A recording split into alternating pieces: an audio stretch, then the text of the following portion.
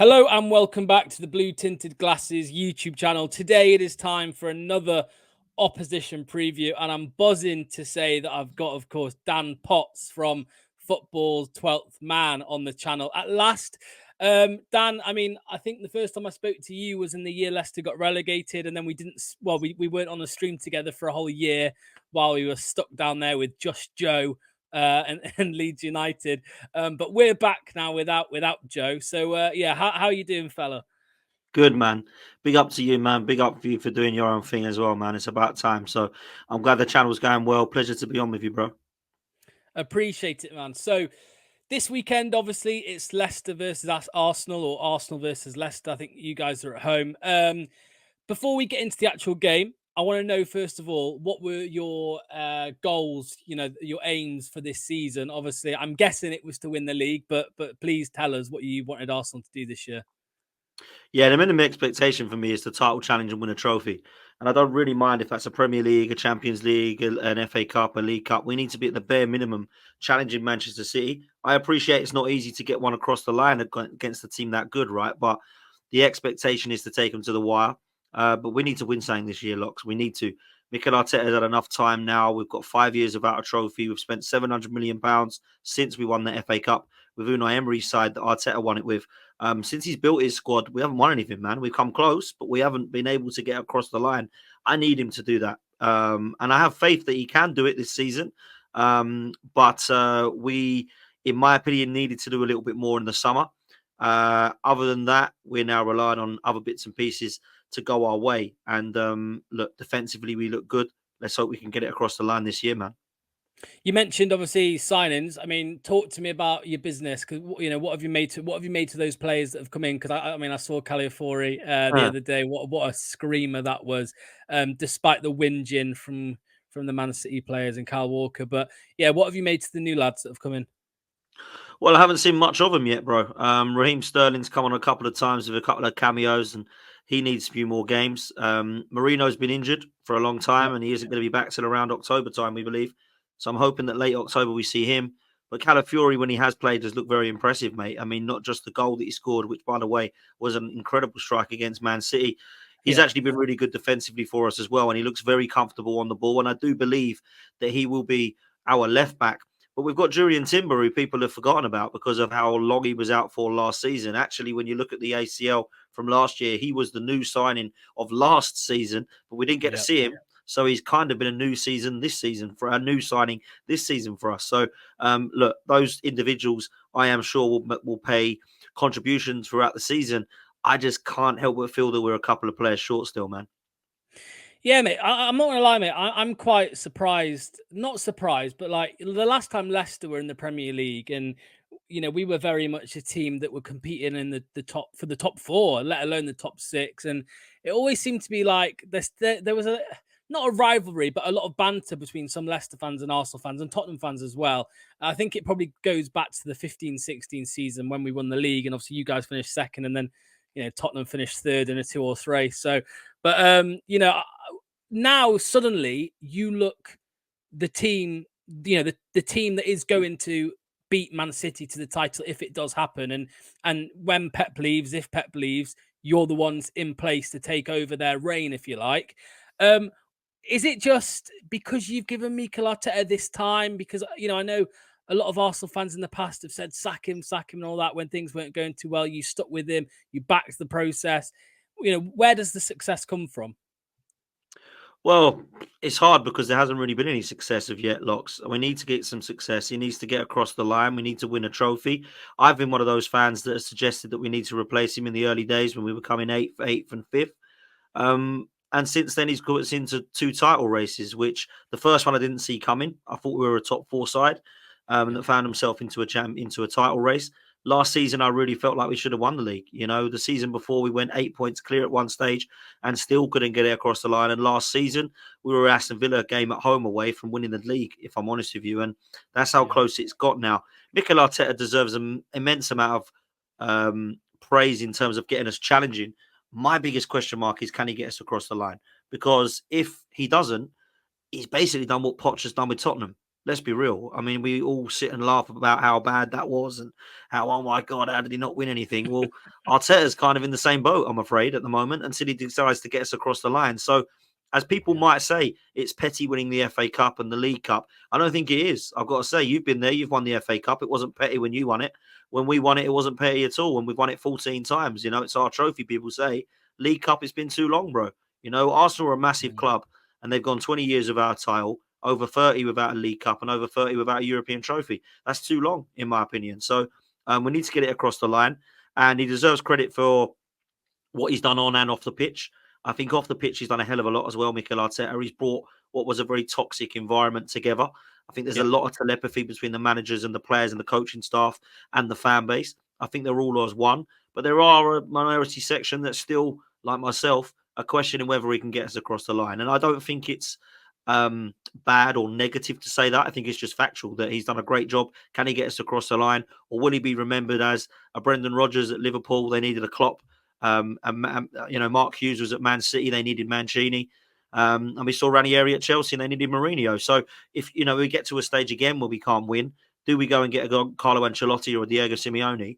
Or do we stick with Mikel Arteta and just think maybe one more year, one more year, one more year? How long does it go? So that's where I'm at. We have to win silverware this season for me. It's interesting hearing you talk about Arteta because I feel like football nowadays is so divisive in terms of managers. Some people don't really give managers much time or much credit in the bank, if you like, and other people give them far too much, in my opinion. Like with Leicester City and Brendan Rodgers, we should have sacked Brendan Rodgers a lot sooner than we did. We didn't. We left it too late, and we were relegated.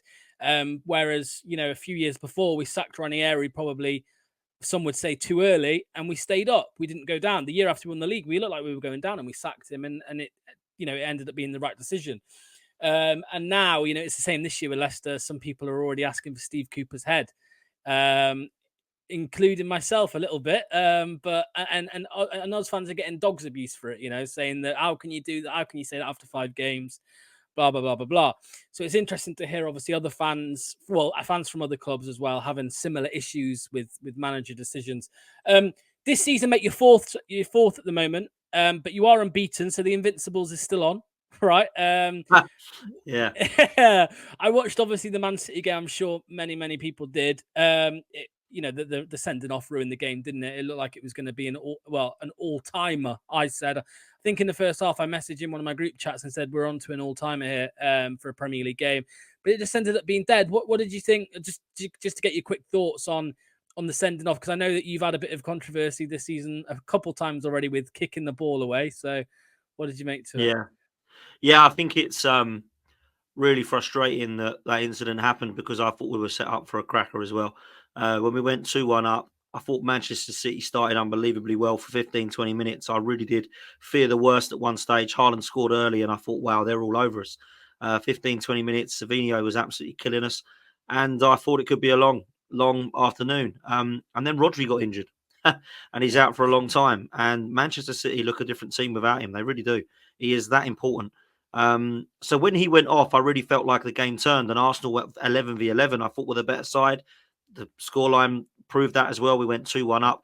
And then Trossard's been an idiot, if I'm honest. I mean, he's kicked the ball away, but people are saying he can't hear the whistle, and people are saying he was trying to pass it to Martinelli. No, he got the ump and he smashed it. That's what happened, and he got that second yellow. The boys have been told they can't do that. Declan Rice has already been sent off for it, and he hasn't learned. He's gone and done it again. Now, Michael Oliver can do one of two things. He can say it's the letter of the law, you have to go, or he can use common sense and go, look, it's a stupid thing to do, but Yeah. he's probably not heard my whistle. I've called for the foul late as he's kicking the ball away. And Michael Oliver has decided to go with the letter of the law. What I will say, the inconsistency is a joke, Locks, if I'm honest with you, bro. Like the inconsistency for Zoboslai last week against Forest, who does the same thing on a yellow card, doesn't get a second yellow. Last season, Kovacic puts in a horrendous tackle on Jorginho. Michael Oliver says, I didn't want to send him off because it would have ruined the game. Well, it ruined the game for us, unfortunately. Now, what I will say in hindsight, and it's a wonderful thing, at the time, Manchester City were probably screaming, thinking, "Oh my God, this is brilliant! Trossard's off. They're down to 10. We're going to absolutely waltz over them now." In hindsight, I think they would have preferred 11v11 because it would have been a game where they could have actually had more chance of winning. Yeah. I don't really understand the hate that's coming on towards Arsenal. I think most Premier League sides would have done what we did, which is defend the lead. 2-1 up, you've got to try and hang on to that. When you've got 10 men, it's very, very difficult. The only team I've seen go for it when they've gone down to 10 or 9 men was Tottenham against Chelsea. And how did that end up? They got absolutely trounced. So you can't do that. And I think what we did was the right thing to do. I was just gutted that we weren't able to hold on right to the end and we switched off for a short corner because I thought it was a phenomenal performance from us defensively otherwise. I don't get it, mate. I've seen the tweets and stuff myself in certain channels, people on YouTube channels saying, trying to joke Arsenal about sitting behind the ball with down to 10 men against, a team that won the treble 2 seasons ago.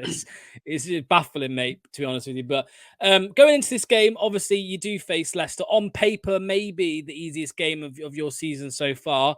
How much have you seen of Leicester so far this season, and what have you thought? I've seen highlights, mate, if I'm honest with you. Yeah, I can't say I've sat and watched a game yet. One, we're only 5 games in, and I don't tend to do that unless they're on TV on a Sunday game.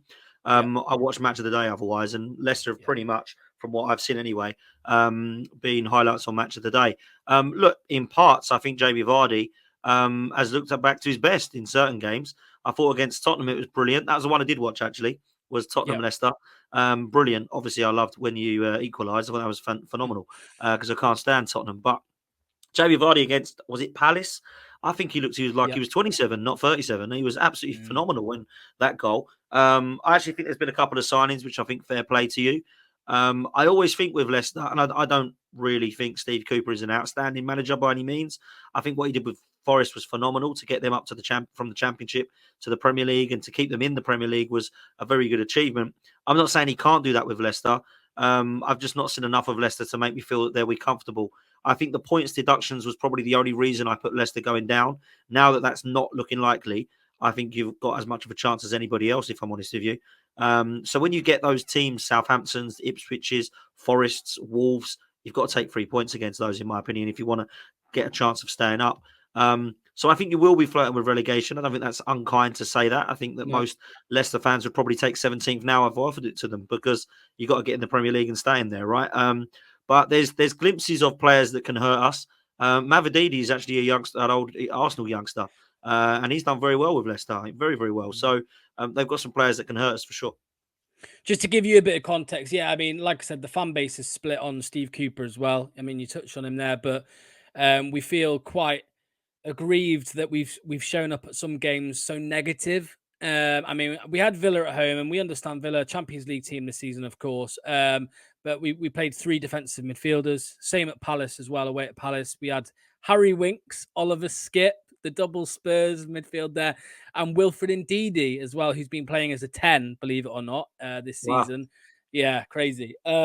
He's done all right, to be fair. But yeah, and then I mean, like you said, mate, we need to beat the teams in and around us. We had Everton on the weekend, and we drew 1-1. Poor performance in the first half, and just managed to scrape a draw in the second half. So I think it's moments like that where we look at Steve Cooper and think, I mean, Steve Cooper spoke in his press conference last week, mate, and he said, "Oh, if only we heard about the points deduction sooner, we might have got better players." And a few of us thought if we heard about the points deduction earlier, maybe we wouldn't have you as a manager. We might have somebody a bit better, but maybe a bit unkind to say, but it's what I believe. So Who do you want going though, into Locke? this, Like, who do you want? Like, who would you well, go for? my number one choice was Carlos Corberán from West Brom. Fair. Yeah, I think he's an exciting manager. I think there's a high chance that he's in the Premier League next season, with or without West Brom. And it's kind of more about beating other teams to these managers that for the future kind of thing. And I mean, we played against his West Brom side twice last season, and they caused us big troubles both times. And I think they're top of the league. If they're not top, they're top 4, with a shoestring budget as well against the likes of Luton, Burnley, Leeds. So yeah, I think it'll be harder now, mate. If we sack Cooper mid-season, it'll be harder to actually get him because he's doing so well with West Brom this season. So the board, if they did sack Cooper, would probably try and get Graham Potter for the 4th time because they've tried 3 times now on Graham Potter, but still, I don't think Leicester fans are really sold on the idea of Potter. who are the ones to watch, mate? Talk to me, because I expect Leicester to go into this game again very negative, just trying to stay in the game. We've done that against Spurs. We did it against Fulham and Palace. We tried to just stay in the game as long as possible, and then maybe make some attacking changes towards the end.